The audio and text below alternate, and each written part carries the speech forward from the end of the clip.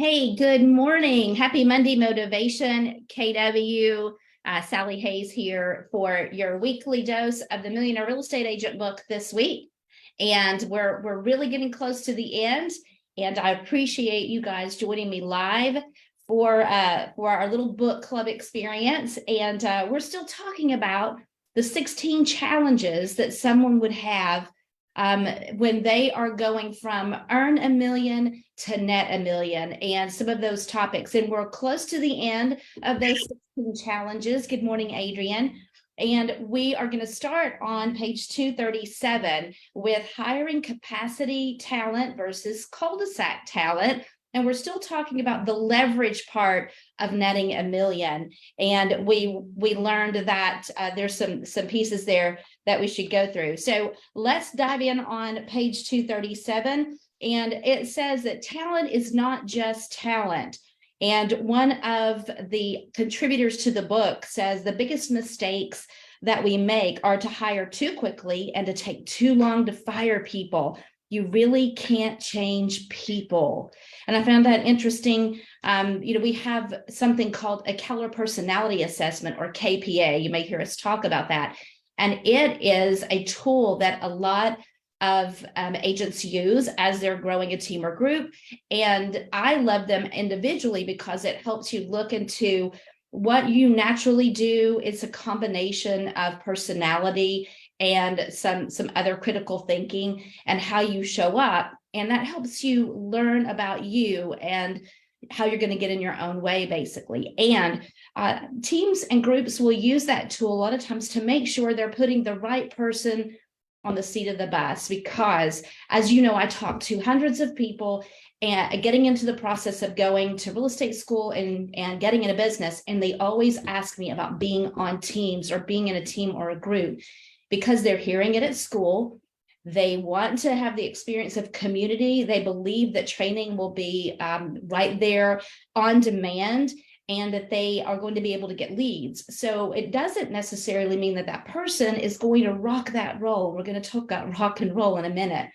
So we use that tool to identify as a rainmaker who's going to fit the role there perfectly. And so capacity talent is someone who can do not only the current job that you're giving them really well, but they have the desire and the ability, that's the capacity, to learn and take a few new tasks and responsibilities. So they're kind of that go the extra mile person.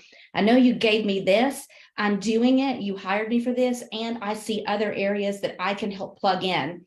That's capacity. They plus it. And you may have seen people in this industry or maybe other industries that you've been a part of that you are like thinking of that person right now in your mind. So cul-de-sac talent. What do you think of when you think of that cul-de-sac? You guys are in real estate. Something's on a cul-de-sac. Do you generally love that? You do in real estate, right? Your person wants to be there because it's kind of the dead end, and they like that extra space. But the cul-de-sac person, that talent, is someone who can do the job really well, but who does not have the desire, there's a keyword, or ability to grow beyond that job, or the intelligence, desire, ability, or intelligence to grow past what you hired them for. That individual is like a cul-de-sac. They don't take us any farther. They stop there. They can do the job, but they're not going to grow into something different or plus the job.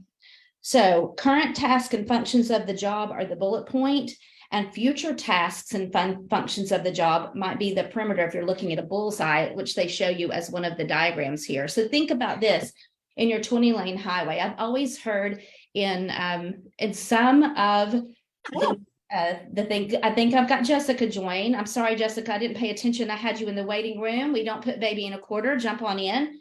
That when you're hiring someone maybe for that admin role, and that first hire, you may want to make sure you have that capacity talent who can take you beyond that, because that key hire may also end up being your operations manager in the future, meaning they have the ability to manage others that are in your organization and take that off of your plate in the future, because initially you're going to be doing that.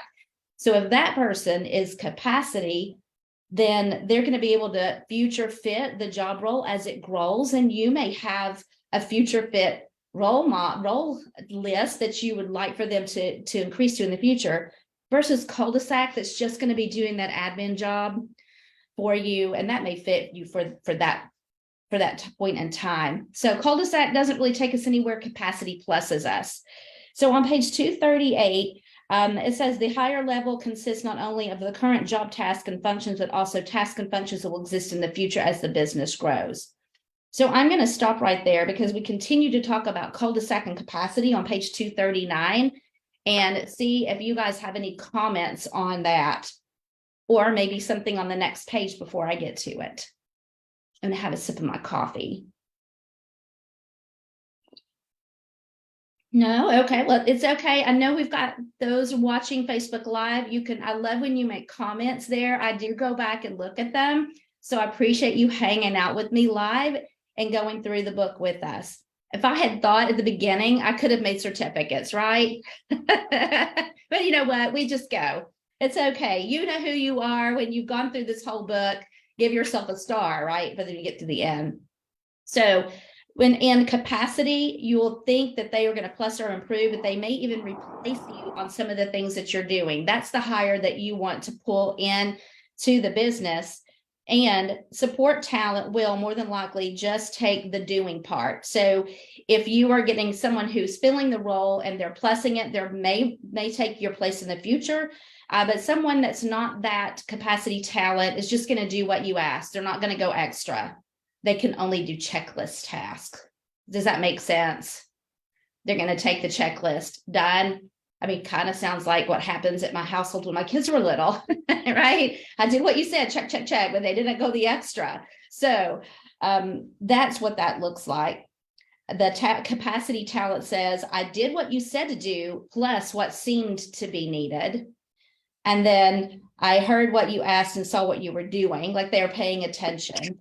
Someone that comes to mind is Ashley across the hall. Ashley knows what we're doing, but she also is hearing what we're saying. And she's making, if you ever have hung out around her, you see her taking notes. She's looking for the extra things that she can take off the plate. And that is capacity versus cul-de-sac. They want to grow big. So those that go from earn $1 million to net $1 billion hire capacity talent, and they are slow to hire, but they're quick to also let go if that 30, 60, 90-day plan they put in place isn't seem to work and they find out they've hired cul-de-sac. All right, so on page 240, achieving accountability to the right standards. And we've got our productivity coach on the Zoom. So I'm excited. Jessica Fields is on the Zoom, and I know that she's holding a lot of people accountable, and it's holding accountability to the right standards. So Webster's defines a standard as a means of determining what a thing should be. And so your business standards will define your business. And I love what it's talking about in this next several pages. A lot of you are here at the start, and even as an individual agent, you want to create your operations manual. Now, if we're in sales and we're out there talking to people, do we want to sit and make operations manuals? I mean, I don't. I'm going to have a sip. How about you guys? Do you love that? Do you love making all the checklist and operations manual? Do you want to go talk to people? You want to go make someone happy and put them in a house or list a house? What say you? Y'all are quiet. I've got 3 people in here. Y'all talk to me. Okay. I see Adrian light up. What you got to say, Adrian? Hold on.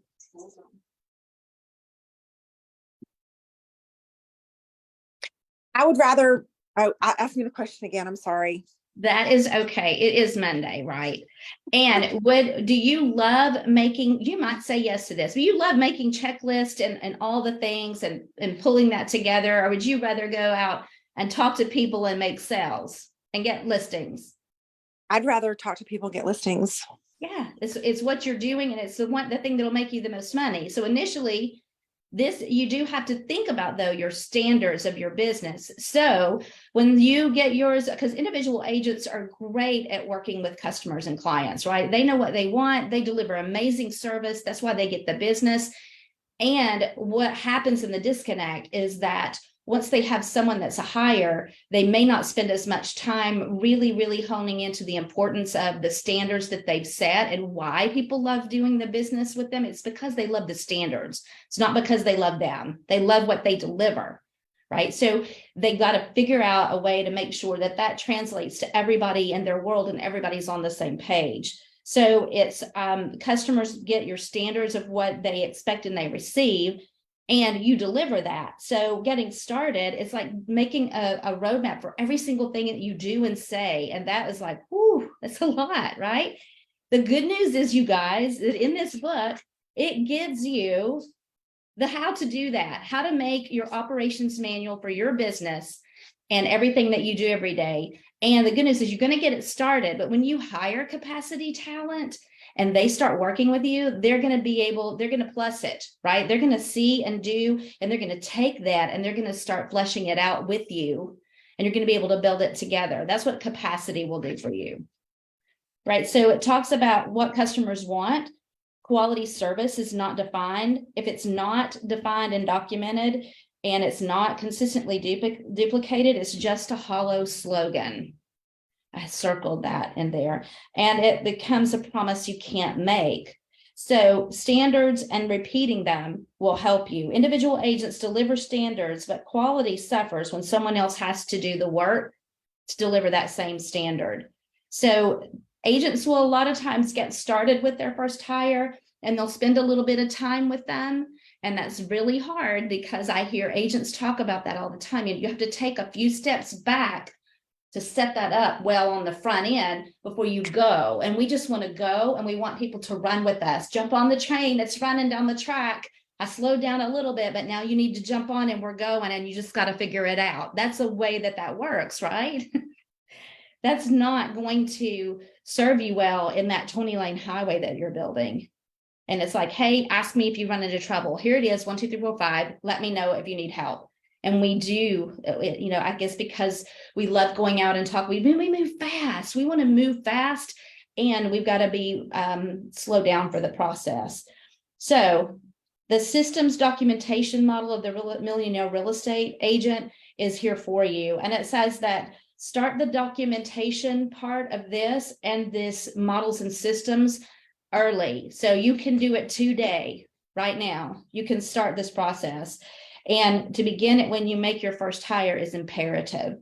So it'll be an essential a component of your job hires description. They're going to help you with that, because you're going to update it, right? Things happen. You're going to update that thing often. You're going to revisit it. It's not just going to be something on a shelf that you put over here and you don't talk about ever again. So that's that accountability, is, are we hitting the mark?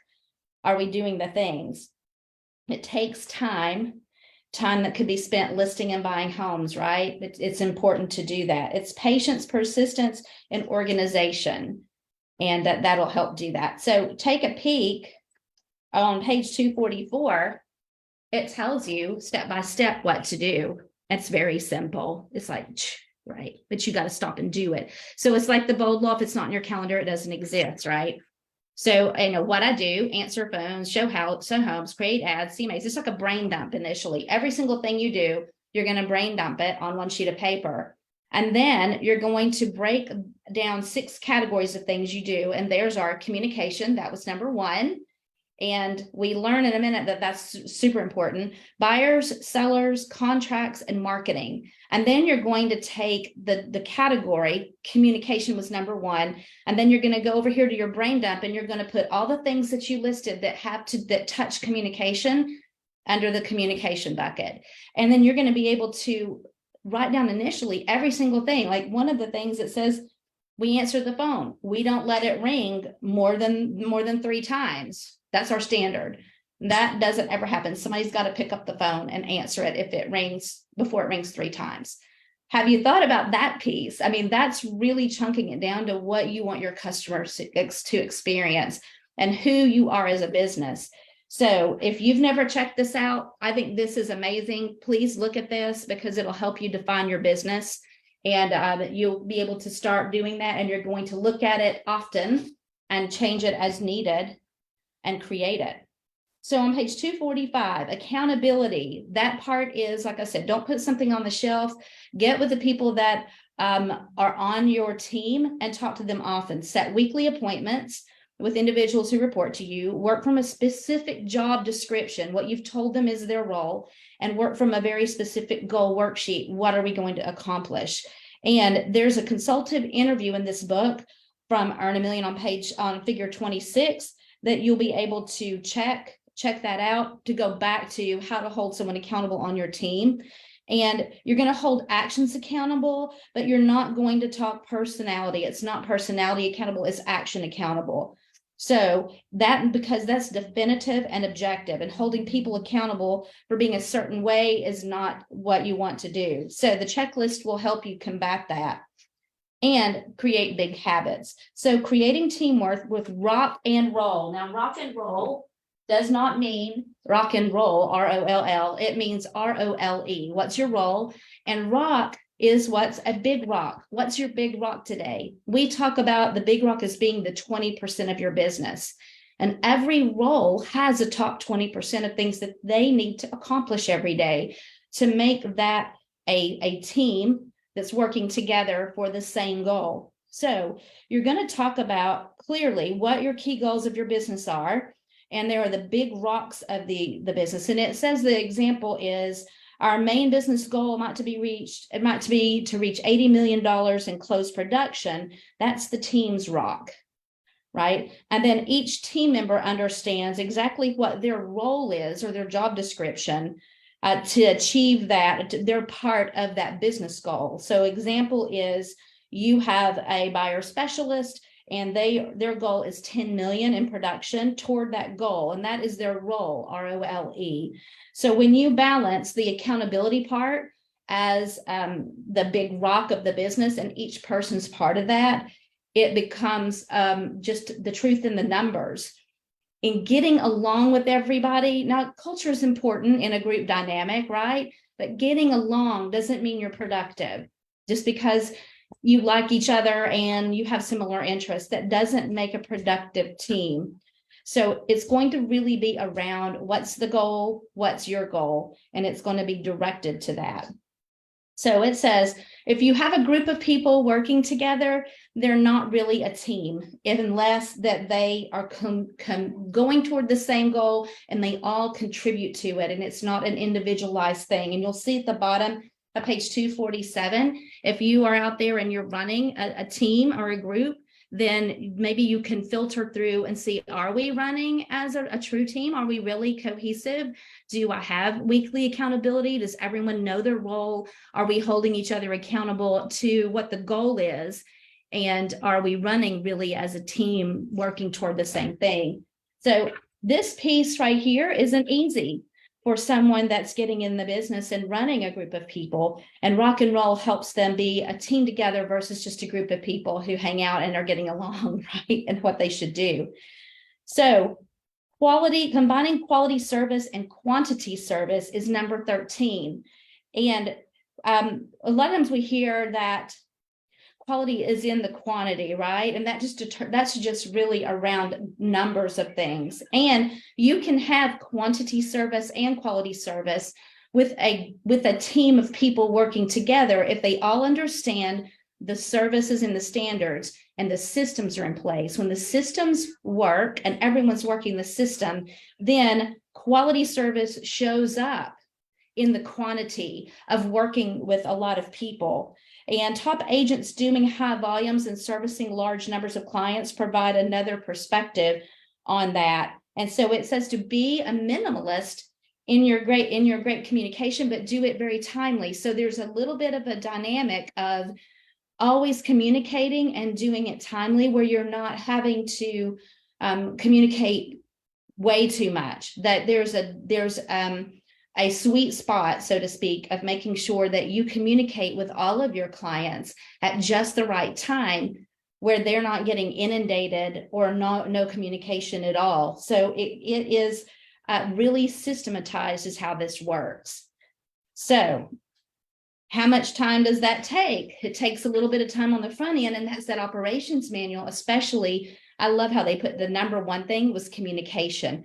When do we do it? How do we do it? And it's, the who, when, why, how part of that very defined. So everyone knows their role and what they're going to communicate. Because one person not knowing that, one communication missed with the client could make that client go somewhere else in the future if we're not holding that accountable and having weekly meetings, right? I think that's the most important. So the more refined, efficient, and timely you can make your service, the higher the perceived quality of service likely will be. And communicating with your clients in a planned and purposeful manner is better than a lot of communication just thrown at them. So planned and purposeful, and it's how you manage your time and your focus.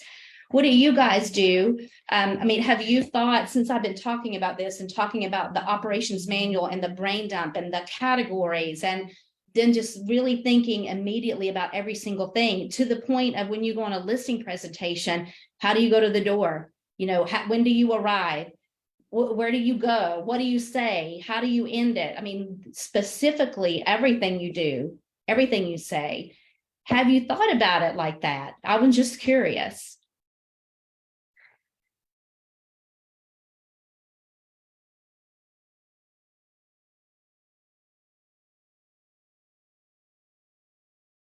Awkward silence. You guys watching, please drop it in the comments. Yes, no, I'm going to immediately go to that page in the MREA and start looking at that. Did you get something from that today that could help you in a large way or a small way? Tell me, talk to me.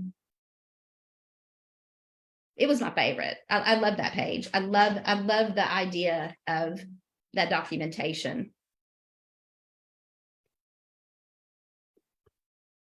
Let me look in the chat. I don't always look over there.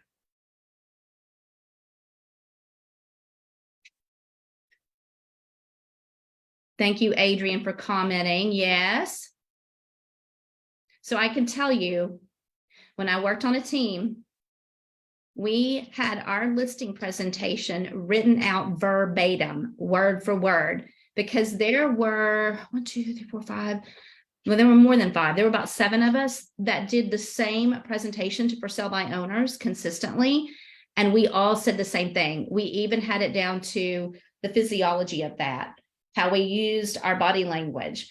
And it was written down. And we knew, so I knew if I talked to someone in follow up and they said some other person on the team told them a specific thing around commission, I knew that wasn't true, because we didn't do that. That was not that. I knew that was absolutely 100% a lie to try to get someone else to give them something different, right?